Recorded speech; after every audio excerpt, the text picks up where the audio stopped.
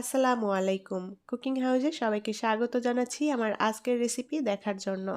আজ রান্না করব রুই মাছের কষা ঝোল। রুই মাছের এই কষা ঝোলটা সাদা গরম ভাত দিয়ে খেতে দারুণ লাগে। আর রান্না করাটাও এক্কেবারে সোজা, মাত্র 15 মিনিটে রান্না করে নেওয়া যায়। আমি খুবই সহজ রেসিপিতে আজকের এই রুই মাছের কষা ঝোল আপনাদের সাথে শেয়ার করেছি। আশা করছি আপনাদের ভালো লাগবে। রুই মাছের কষা ঝোল রান্না করার জন্য আমি এখানে বড় সাইজের রুই মাছের 5 টুকরো রুই মাছ নিয়েছি। আর মাছের এই কষা ঝোলটা যে কোনো বড় মাছ দিয়ে রান্না করে নেওয়া যায়, খেতে খুবই ভালো লাগে। এখন মাছে আমি একটু হলুদ লবণ মাখিয়ে নেব। পরিমাণ মতো লবণ দিয়ে দিলাম, আর দিয়ে দেব কিছুটা হলুদ গুঁড়ো। এখন লবণ এবং হলুদ গুঁড়া মাছের সাথে খুব ভালোভাবে মাখিয়ে নেব। লবণ এবং হলুদ গুঁড়া মাখিয়ে মাছটা আমি 10 মিনিটের জন্য ম্যারিনেট করে রেখে দেব। এতে করে মাছের মধ্যে লবণ এবং হলুদটা ভালোভাবে মিশে যাবে। তো মাছটা মেখে নিয়েছি, এখন 10 মিনিটের জন্য রেস্টে রেখে দেব। একটা বাটি নিয়ে নিয়েছি, এখন এই বাটিতে আমি গুঁড়া মশলাগুলো নিয়ে নেব। প্রথমে নিয়ে নিলাম ধনিয়া গুঁড়া 1 চা চামচ, জিরা গুঁড়া 1 চা চামচ, হলুদ গুঁড়া 1/2 চা চামচ, শুকনা মরিচের গুঁড়া 1 চা চামচ। এখন পরিমাণ মতো পানি দিয়ে আমি এই গুঁড়া মশলার একটা পেস্ট তৈরি করে নেব। যেহেতু এখানে বাটা মশলা দিচ্ছি না, গুঁড়া মশলা দিয়ে রান্না করব, তাই গুঁড়া মশলাটা পানিতে এভাবে একটু গুলিয়ে নিলে বাটা মশলার একটা টেক্সচার আসবে, খেতেও ভালো লাগে।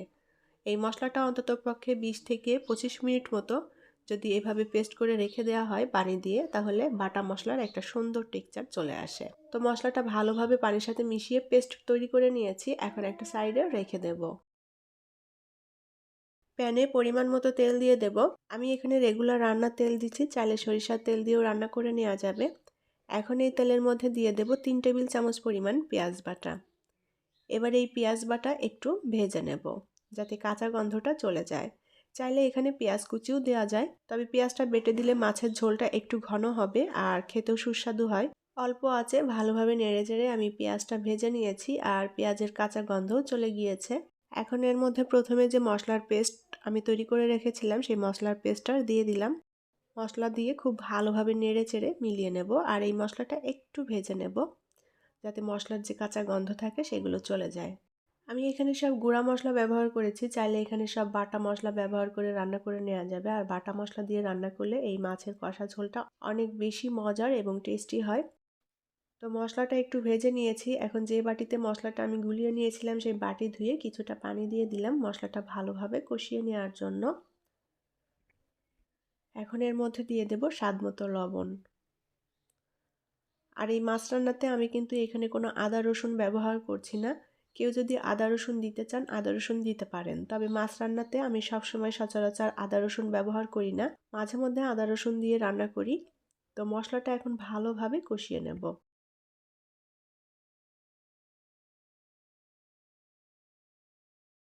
চুলার আঁচটা অল্প রেখে মশলাটাকে ভালোভাবে নেড়েচেড়ে আমি কষিয়ে নিয়েছি, আর মশলা থেকে তেলটাও উপরে ভেসে উঠেছে। এখন প্রথমে হলুদ লবণ দিয়ে যে মাছগুলো আমি মেখে রেখেছিলাম সেই মাছগুলো দিয়ে দেব। মাছগুলো দিয়ে মশলার মধ্যে এইভাবে 1 মিনিট মতো রান্না করে নেব। 1 মিনিট পর মাছগুলোকে উল্টে দেব। আর এভাবে মশলার সাথে মাছগুলোকে আমি কিছুক্ষণ কষিয়ে নেব। আর মাছটা এভাবে মশলার সাথে কষিয়ে নিলে মাছের টেস্টটাও বাড়বে, খেতেও ভালো লাগবে। খুবই ইজি একটা রান্না, আর এটা রান্না করতে মাত্র 10 থেকে 15 মিনিট মতো সময় লাগে। তো ঝটপট করে যে কোনো সময় এটা রান্না করে নেওয়া যায়। হাতে যদি রান্নার জন্য কম সময় থাকে তখন আমি ঝটপট করে এভাবে মাছের ঝোলটা তৈরি করে নিই, আর এটা সাদা গরম ভাত দিয়ে খেতে অসম্ভব ভালো লাগে। তো আমি মাছগুলোকে উল্টাপাল্টা করে মশলার সাথে কিছুক্ষণ কষিয়ে নেব।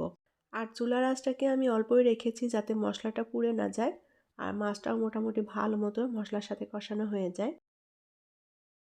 আমি 2-3 মিনিটের মতো মশলার সাথে মাছটাকে উল্টাপাল্টা করে নেড়ে দিয়ে ভালোভাবে কষিয়ে নিয়েছি। এখন এর মধ্যে 4-5টা কাঁচামরিচ দিয়ে দেব। কাঁচামরিচটা মাছ বরাবর একটু চিড়ে দিয়েছি, যাতে করে কাঁচামরিচের ফ্লেভারটা ভালোভাবে বেরিয়ে আসে।